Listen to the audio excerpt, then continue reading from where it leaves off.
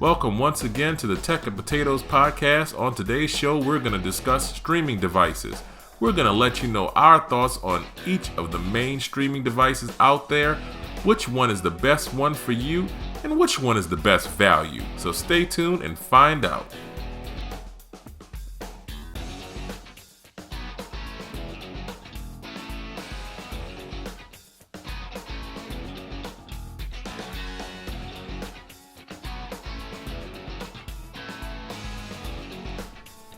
Today on Tech and Potatoes, we're going to cover streaming devices.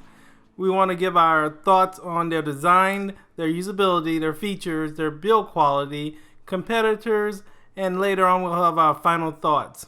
On today's show, we want to cover the main ones that everybody uses and everybody thinks about when you talk about a streaming device. We want to talk about how well they do, any problems we've seen with them, and other alternatives besides just streaming devices. There's many alternatives out there, and also you want to know what programs and apps are available for each streaming device. As we go through it today, Chris will give his thoughts and ideas. He's used many streaming devices out there, as well as I've used many of the streaming devices that most people know today. So Chris, today on the show, what would you like to cover? Well, we've got several out there. We want to talk about the Apple TV, the Amazon Fire TV and the Stick, the Roku 4, the NVIDIA Shield, other little random Android boxes you'll see out there. There are different no-name varieties. They've got all kinds of them. I had one a couple of years ago called the G Box, which I don't know where it was made or where it came from, but we'll talk about it. And we also want to talk about game consoles. People often forget those. Those are pretty good streaming devices. And we also want to talk about smart TVs. You can stream from your smart TV. So we're going to cover all of these in depth and give you our opinions and thoughts from our usage of them. So let's go ahead and let's start off with the Apple TV. Sam, what do you think about the Apple TV in your experience with it? I must say I haven't had much experience with the Apple TV. From what I understand, it's a very reliable streaming device. They usually have most of the main apps that are available out there, and plus you usually get iTunes and all of the library that iTunes has within it. So you have a lot of versatility with the Apple TV, and most people say they like the interface and it's fairly quick when they use it. And of course, you have the option iTunes. I mean, that's probably the biggest selling feature I would think for Apple TV. Yeah, it's, for me, I have a pretty decent amount of experience with Apple TV. They developed a new operating system called tvOS, and it's basically a cousin to iOS, the operating system that they use for their phones and iPod devices. So it's a pretty good basic interface. I mean, that's what Apple does. I mean, their philosophy is it just works. It's supposed to be simple that anyone can pick it up and use it, and it's a showcase of iTunes, like you mentioned. They're trying to sell you their iTunes products, and they're going to show those and emphasize those to you when they show you the interface. You want to go ahead and say something about that, Sam? Well, I was going to say, Chris, you say you have some experience with Apple TV. Would you say Apple TV is more geared for a person that's pretty, I guess, invested in the Apple ecosystem? Like they have their iPads, iPhones, and they use iTunes a lot? There is some interaction between the two, but it's like I said, it's a fairly new device. It's basically from what I understand, from a mechanical perspective, it's like an iPhone 6. It uses the Apple A8 chip. And so it's a fairly powerful device, and you can use different applications that you're familiar with, but they're not all there. They don't have all the applications. You know that Apple has the biggest catalog, or one of the biggest between them and Android, but they don't have all of those programs on the Apple TV. So you will get some of the things that you're used to, but there isn't much connection between the Apple TV and the rest of the Apple ecosphere. So Chris, you say there's not much of a connection between the Apple ecosphere and the Apple TV itself. So what do you mean by that? Can you explain a little more? What do you mean? Yeah, naturally, if you have, let me give you an example. My wife has an iPhone, and she has a iPad as well as a MacBook Air. So there is a connection between all of those devices. I mean, there is, it's an Apple ecosphere where she can use different applications that communicate and connect to one another within that whole group or that app store. With the Apple TV, since they've redesigned or using a different operating system rather, it isn't really as connected. There are some advantages, but really, if you have an Android device or a Windows phone, there's nothing wrong or no compelling reason, not to get an Apple television. But most of the major apps are on the Apple TV, just like most of the boxes we'll talk about today. The Apple TV right now costs, what, $149, you say? Yes, it's $149. Is that directly from Apple? Yeah, directly from Apple, it's $149. You can probably find it in other retailers like Walmart for maybe $135 or so, a little bit cheaper. So it's but $149 from the Apple.com website. Yeah, so the Apple TV seems to be a very solid streaming device. Now we're going to move on and talk about our next streaming device, which is the Amazon Fire TV, or also the Amazon Fire Stick, depending on which version of the streaming device you get. Christian, can you tell us a little about what you know about the Amazon Fire TV /Stick? Yeah, the Amazon Fire TV, late last year, they released a new version of it in its second incarnation. It's an upgraded, it uses like a MediaTek processor. It's not really, it's interesting. I have both of the devices. I have the Generation 1 and Generation 2, and there doesn't seem to be much variation in the performance of both. They seem about the same speed. I mean, fairly quick. Nothing over the top that's impressive, but the biggest takeaway from the Amazon Fire TV is that it's flexible. If you are an Amazon Prime customer, then it's a great tool. You get the use of Amazon Video, Amazon Music. You can display your photos. If you're an Amazon Prime subscriber, then there is no reason for you to pass up this box at all. Yeah, and they sell for a pretty good price. I think it's $99 for the streaming box, and it's $39 for the Fire Stick, if I'm not mistaken. And you can get those on sale sometimes too. They often go on sale, and Amazon offers them at a discounted price for different occasions. As Chris mentioned, if you're Amazon Prime subscriber, this is a great deal because you get added features as far as you get the Amazon streaming music service, you get Amazon Prime movies and TV, so you have a lot of access to not necessarily free content, but a lot of content that comes with your membership you pay for. I mean, on top of the 2-day shipping and those benefits, you get the music and the TV service alone. I mean, that's a lot of content, and now Amazon's big into making their own content, so they're making their own TV shows, their own movies, so you have access to a lot of things. So the Amazon Fire TV or Stick is a very good device to choose from if you're looking for a lot of content that you get through it. Now, the only difference than other Android boxes, they use their own version of Android on top of their box. So not all your apps are necessarily compatible with it. Chris, can you elaborate a little more on that? It's a rather interesting. They use a older forked version of Android, so you won't get a lot of the later features that you will see from the operating system because if anyone's using an Android phone, it's improving, and it's a big difference each generation. So you're dealing with an older version, and it has its problems, and the updates aren't very frequent. So it is definitely something to consider. I'll give you an example with the Fire TV. There was a problem with the YouTube app, which was horrible. I mean, you couldn't fast forward. Yes, you couldn't fast forward. It would freeze, lock up. They just fixed that maybe a month or about 2 months ago, and I mean it was really bad. So I mean now it is working fine, but it was a problem, and I mean you won't get the latest updates, and it uses that older version.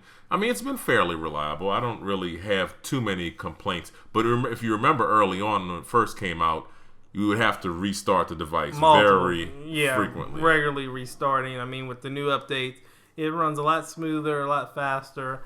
and the YouTube app, as he's mentioned, was very bad.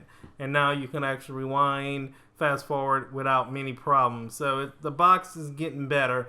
I just wish that Amazon would do a better job of updating their boxes just a little quicker. Yeah, and it is a problem with the apps themselves. So, the YouTube app, let's just pick that one for example. It's going to be updated constantly by Google, and they'll add improvements and features. Well, the YouTube app for the Amazon Fire TV will be stuck. It'll be several generations behind. So many features that you may be accustomed to using on your phone will not be available on the streaming device. So it can be a little frustrating and a little discouraging because the apps will take a longer time to get updated because of the older version of its operating system that it's running. And also, like Sam mentioned earlier, you won't have all of the applications that you're familiar with your phone or maybe from other devices. Overall, I think the Amazon Fire TV or stick is a very good streaming device, but especially if, you, like we said, you're a Prime member. That's where the extra benefits really come in because you have all that extra content. I'm not sure if it's the best box for everybody because if you don't have that Prime membership, you really lose out on a lot of extra features. And there's other boxes out there that might do just a better job of using those other features. Chris, you have an opinion on that? Yeah, it's a pretty pedestrian device. If you don't include the Prime membership, when you add the Prime features, it becomes a very good device, and you throw in the price, it becomes the best, if not one of the best devices when you throw in all of these factors. So it's really something to think about if you do have a Prime membership, and it's very, very hard to pass up that device. Do you have any thoughts or anything else you want to include about the Fire TV? No, I think we've covered the Fire TV pretty much. Actually, I just thought of one thing I do want to mention to all our listeners out there. The interface is not the best. It's a little confusing. Yeah, it's a little... It's just like I mentioned about the Apple TV. It's a little dated. Yeah, it's a little dated. It's a little convoluted. It can be a little confusing to some people. And it's basically a showcase for Amazon to display its products. They want you to buy episodes of television shows. They want you to buy movies, just like Apple wants to sell you their iTunes content. So once again, you'll be bombarded by all these different menus showing all the Prime content. Not necessarily the free content that you get with Amazon Prime, but the content from their website that they want you to purchase. So if when you are using it or you're thinking about picking it up, just remember it doesn't have the best interface. Yeah, I mean, that once you use it, you can get used to an interface, but it is one of the harder interfaces to get used to. And sometimes you have to search around a lot to find exactly what you're looking for.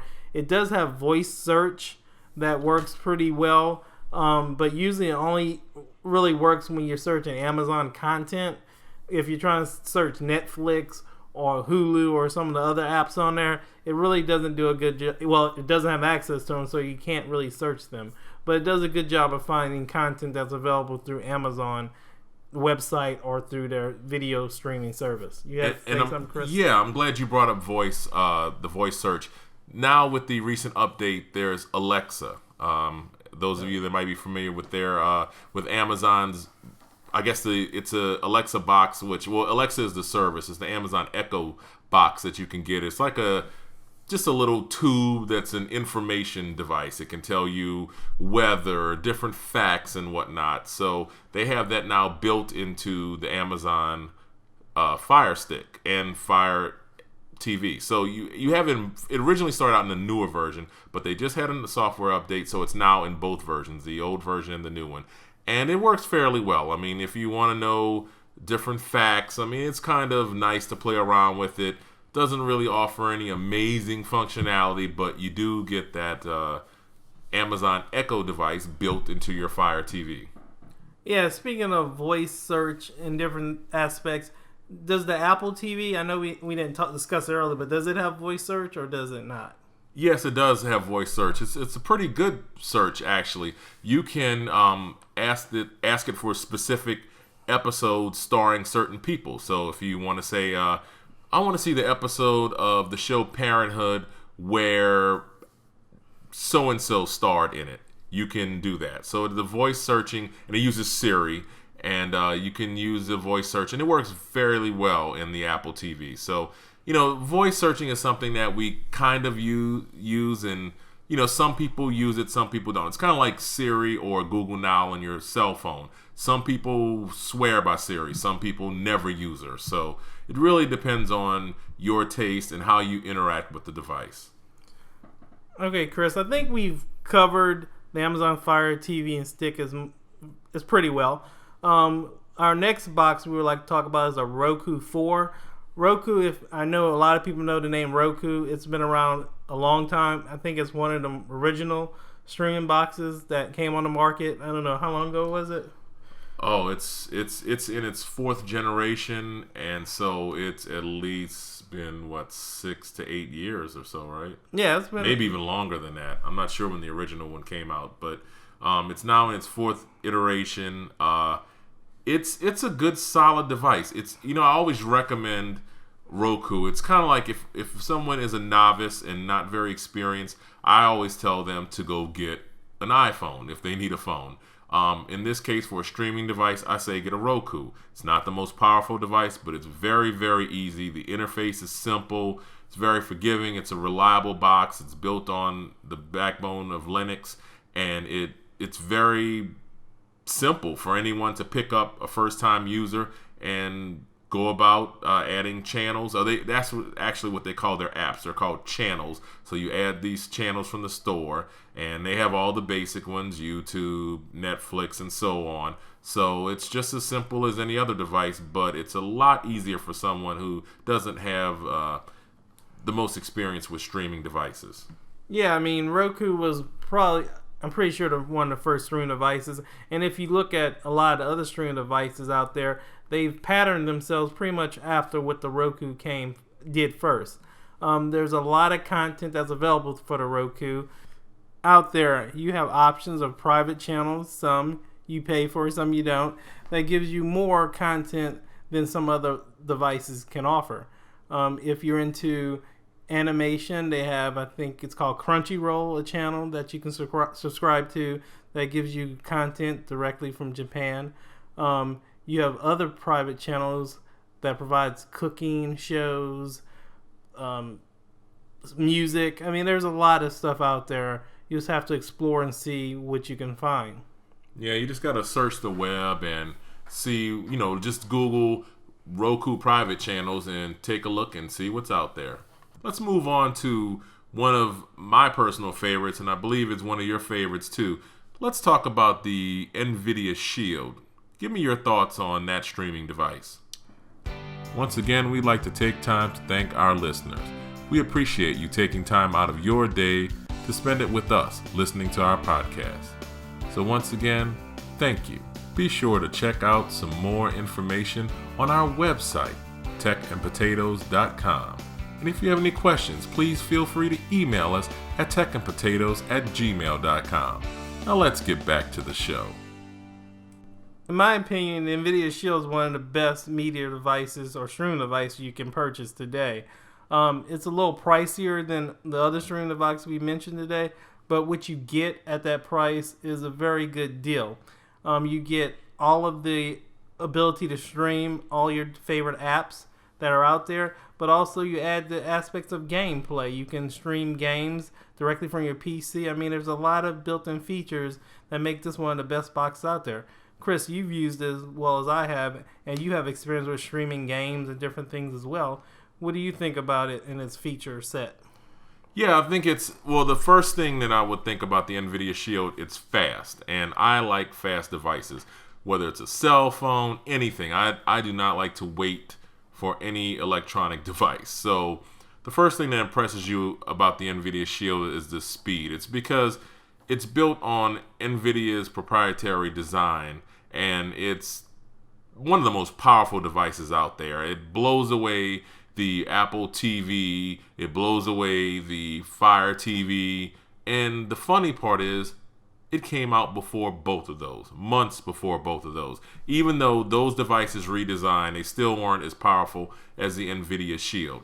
So if you're a gamer, then you have to think about this device because it has games just like all the other devices, but the games are on another level. They offer a streaming service that you can pay $7.99 a month for, that you can stream PC quality games to the device and play them. Like you mentioned earlier, you can also stream your PC games to this device and play them on your television. Keep in mind, this device runs Android, so you have the Google Play Store, and you have these games in conjunction with the streaming games that they offer, the streaming service rather, and the ability to stream your PC games. This is a pretty compelling argument for someone out there who is a gamer, along with the normal streaming applications that one may use. And as you mentioned, it's based off the Android operating system. Actually, it's called Android TV platform. So you have access to many of the Google apps like Google Play Music, which allows you to stream if you're a subscriber to their music service, you can stream the music through the box. Google Play Movies, so if you purchase movies through the Google Play Store, you can watch them, and you can also purchase more movies through the store as well. And the good thing about it being based off Android TV is it's getting pretty quick updates. Not to say it's one of the fastest updated boxes out there, but I know like 2 weeks ago we got the update to Marshmallow, and that improved the speed, I think, a little bit of the box, and it just gives you more feature sets and as well as voice search through the interface as well. Yeah, I mean, that's something to consider. You mentioned it having Android Marshmallow, which is the most current Android operating system out there. And when comparing it to the Amazon Fire TV, which is running an older forked version, that's something to consider. If you want to have your device be the most up-to-date and secure, then you definitely want to look at the NVIDIA Shield, because NVIDIA has proven that it will update its device, and it's given pretty good support for this product. Another benefit to the NVIDIA Shield is you get a full-size game controller with your purchase. So you already have the game controller ready to start playing the games, and many of those streaming games are free. So you don't necessarily have to have the subscription to get access to some games. To get some of the better games, you do have to pay the $7.99 a month. But $7.99 a month for unlimited streaming is not a bad price if you really like games. I think the NVIDIA Shield is a good value if you really enjoy playing games. And it's an incredible streaming device as well. And I think you have access to hooking up your hard drive or external hard drive to the device, so you can add some of your own music and other media files to play from it as well. Chris, I think you've had some experience with that. Yeah, I mean, there's, for those of you guys out there who may like emulators, to play those old arcade games, you can purchase those emulators through the Play Store and connect all these ROMs to your external hard drive that you connect to the Shield. So, I mean, for somebody who's a tinkerer, somebody who likes to really have fun with their device and explore it, then it's definitely the best offering out there in terms of a streaming device. Some may look at the fact that it comes with a game controller as a negative, but it's easy to operate, and someone who's not very familiar with a game controller can easily navigate through the menus and get to the streaming application that they may want to use. But you also can purchase a remote that's compatible with it as well if you prefer to have a remote over a controller. I think it's $39.99. Yeah, well, they're actually offering a deal right now where you can get the package with the controller and the remote. So there's a good deal right now that's being offered for the NVIDIA Shield. It's definitely something to consider. And you can also operate it with a universal remote if you don't want to spend extra money to get the remote if you already purchased it with the controller. Yeah, it is a Bluetooth controller. However, there is an IR blaster, so you don't have to worry about that, because some of you guys out there may have universal remotes and you find that it's not very compatible or compatible at all with some of your streaming devices, like the Fire TV. It's not compatible with a regular conventional IR remote. You will have to use something that has a remote control that has Bluetooth. So that is something to consider if you do have a universal remote that you want to link up with this streaming device. And also, you can one of the benefits of the NVIDIA Shield, and I don't know if you mentioned it or looked at it in the other boxes, is you can stream 4K content. There's not a lot of 4K content out there yet, But if you would like to stream 4K content, it's a good option for you because they have some selection. But I think also the Amazon Fire TV the latest 4K. the latest Fire TV does have some 4K content. Amazon has a few of its own homegrown programs that are 4K. I don't believe the YouTube app is, so it's very, very limited content available out there. So keep that in mind when thinking about these devices and the use of it with a 4K television. Game consoles are often overlooked. We've talked about the Apple TV, Amazon Fire TV, Roku 4, NVIDIA Shield, and we often forget about game consoles. You got the Xbox One and the PlayStation 4 out there. They're also streaming devices, and people often forget that you can use those exclusively for that. You don't necessarily have to use them as a game console. So Sam, go ahead and give us your opinion of those game consoles out there. I would also mention the Xbox 360 and the PS3. They're still very good streaming devices, even though they're a little older. Pretty much these devices give you pretty much the same functionality as the other streaming devices. Most of the apps that you're going to look for, Netflix, Hulu, I think even Amazon Prime is on these boxes. So you get majority of the apps that most people are looking for and use. I think they also have a few other ones like maybe Crunchyroll and some other apps are on there as well. And they usually do a very good job of streaming because they have a lot of processing power. So usually the streams are very good. I have noticed sometimes on the Xbox One Netflix app, it takes a little bit, but it's a little foggy or a little slow to pick up the stream. But once it does, the picture quality is very good. So if you have one already, you probably have the best streaming device that you need already in your house. Chris, what do you think about these devices? Yeah, I have an Xbox One, and I've also played around with the PlayStation 4, and I don't know. I don't really think that much of the Xbox One. It's solid as far as streaming, but I really prefer something like the NVIDIA Shield because I will get that speed. Like you mentioned, these are basically computers. The Xbox One and the PlayStation 4 are computers, essentially. And so they are pretty powerful. But I found that the apps are kind of questionable. Like, for instance, the Sling TV app on the Xbox One, it's kind of flaky. It doesn't work very well. I found it to be not as reliable as I've used, the one I've used on my phone or NVIDIA Shield or the Roku 4 or even the Fire TV. So I've had a somewhat troubled experience with apps and my Xbox One.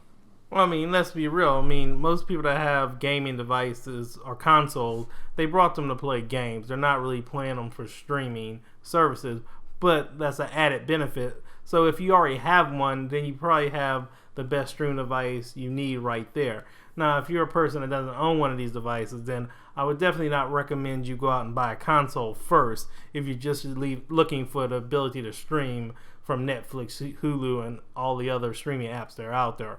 So, it's an option. If you're really looking for a game console, you have that ability, but really, it's not my first option for a streaming device. Yeah, especially when considering the price. These consoles are now, $299, and they were much more expensive when we originally purchased ours. So, when considering the price, this is not the best option, but like you said, if you did already purchase the device for games or video games, and just keep in mind, hey, you have a streaming device as well. So when we look at the prices, I don't know if we mentioned the NVIDIA Shield was $199. You got the game consoles at $299, and to reiterate, we're talking about the Roku 4 was $120, Fire TV $99, Apple TV $149. Now there are some other options out there. There's some of these no-name Android devices. Just like you've got these random manufacturers that make cell phones, that are Android-based. You're familiar with HTC and Samsung and LG, the big names. Well, there's no-name devices. Well, they have those in the Android streaming box world as well. So you will see those on Amazon TV, on Amazon website, or on the web if you just search Android streaming box. So I've had some experience. I used one called a G-Box several years ago, and it was a no-name device, and it received a couple of updates, but you don't get the support that you would get from a bigger name device. and it's kind of questionable. So, those options are out there for you. You will see some very cheap, but if you take a look at the Amazon website reviews, you'll find usually they don't fare so well. And if you're not a person that's really tech savvy or like to tinker around, I would probably avoid one of these no-name boxes, because there's usually a little more work into getting them up and playing like you want them to. Not to say they're bad options for some people, but for most people, this is not the option you want to go with. Definitely choose one of your more familiar, more mainstream streaming devices. They're probably the best bet and the safest bet for you. And usually they come with warranties and everything if you have problems. I'm not sure if a lot of these come with warranties or not.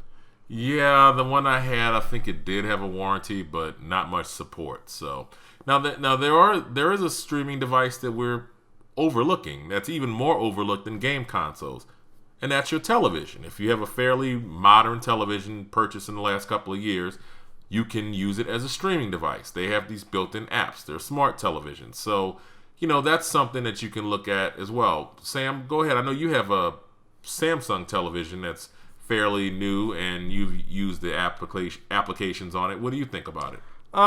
Smart TVs are good options if you already have one in your house to use. Their applications are usually a little slower, and sometimes they take longer to load than a streaming box. But if you already have one, they're a good option because you already have it. I mean, you don't have to pay extra money for it. If you have a good internet connection, you should be fine. They do have some limitation on what apps actually come to a streaming TV. You will probably have more versatility with a streaming box like the Apple TV, Roku, NVIDIA Shield, etc. So you have to take all that into account when you're looking at what you have already and what you might want to purchase. So when we look at all of these options, let's go over this one more time. We got the Apple TV, Amazon Fire TV, N-Stick, Roku 4, NVIDIA Shield, the random no-name Android streaming boxes, game consoles, and the smart TVs that you are watching these devices on. When you look at all of these factors, what do you think is, or let me ask you this, what is your opinion of the best? Well, Chris, before we get, there's one device we didn't mention. I wouldn't necessarily call it a streaming box or device, but I know. The Chromecast is kind of often overlooked, but it's probably a good value. I think it costs $25, and a lot of times you get, is it 30 or 25? I can't remember. And you have you have two generations of the Chromecast too. And then a lot of times you can get them on sale for under $20. If you have an Android, Apple, or a smartphone, usually you can stream directly from your smartphone, and your smartphone has most of the apps that you're looking for, and most of the apps have built-in Chromecast support. So you can stream your Netflix, your Hulu, and actually there's even an experimental mode where you can stream your whole desktop of your phone onto your TV if you like. So don't overlook the Chromecast. It could be a good value for what you're looking for. Yeah, I mean, it's the cheapest option. You will have to have a smartphone. For those of you that don't have a smartphone and are not familiar with casting, that is something that you have to consider. But Chris, I'm sorry.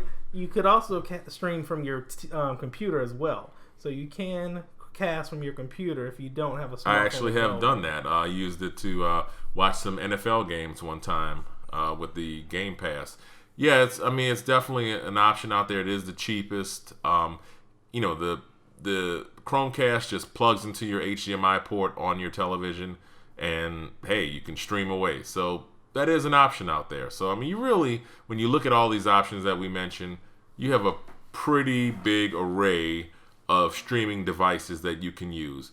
When you take all of these devices in consideration, you think about their design, the usability and interface, the features, the build quality, the competition, and the alternatives that you have between them. What are your final thoughts as to your best options? Give me your top two and then your ultimate choice. If I had to choose between these boxes, I would definitely choose probably the Roku and the NVIDIA Shield as my two main choices. For value and price, I would have to go with the Roku 4. But for overall power and usability, I would definitely go with the NVIDIA Shield, with a consolation prize to the Chromecast if you're looking for a cheap alternative option. Okay, I'm a little similar. I think the Shield, it is $200, and it's maybe double the price of the Fire TV, and $50 more than the Apple TV, but it's fast. It offers the most flexibility, and even if you're not a gamer, it's a very, very powerful device, and it's definitely something you consider. And the interface is pretty simple, so you won't have any troubles there. But I would say for value and everything considered, the Fire TV, $100, $99. You can often find it on sale, or you can even consider the Fire Stick for $35. Those two, you can't beat those. And if you're a Prime customer, there's no way you can pass it up. So it's definitely no choice out there but that for Prime customers. Chris, I would agree with you that the Fire TV is a good option. The only reason I didn't put it as my value pick was because it doesn't really get its full potential unless you have the Prime membership. So to get the Prime membership, you actually got to add another $100 to the total price of the Fire TV or Fire Stick. So it makes it a little more pricey. That's the only reason I went with the Roku over the Fire TV, but it's an excellent choice. You won't go wrong with it, especially if you're a Prime member. Yeah, that makes sense. I understand what you're getting at there. So I want to know, what do you guys think out there? Tell us your experience with streaming devices. What are your favorites, and what do you like? So why don't you send us an email at techandpotatoes@gmail.com and let us know your thoughts, concerns, and issues, and once again, any other topic that you'd like us to discuss. Be sure to check out our website, techandpotatoes.com. There are some articles up there, and you'll also find these podcasts. We'll catch you guys on our next podcast.